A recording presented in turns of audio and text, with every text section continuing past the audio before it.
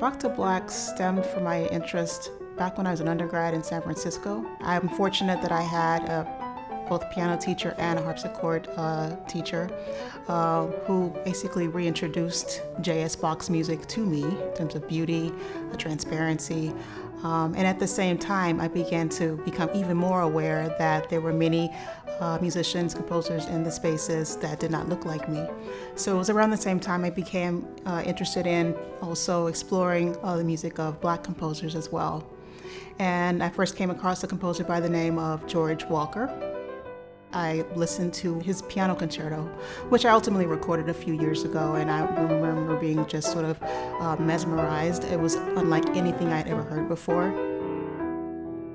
You're taking the idea of a suite that is several movements in one large work, which we often see with Bach, and I took all 6 of the English suites and paired this with suites by Black composers, composers of African descent. And so what the album that is out now represents the first volume of the 3-part series.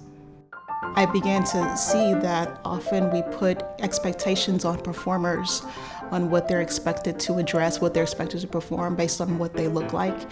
And again, this is sort of my way of getting to elaborate on those conversations that if the music speaks to you, it shouldn't matter what a person looks like. At the same time, we can't ignore that there's so many voices that should be heard in the spaces. And classical music should not just be for just a certain group of people.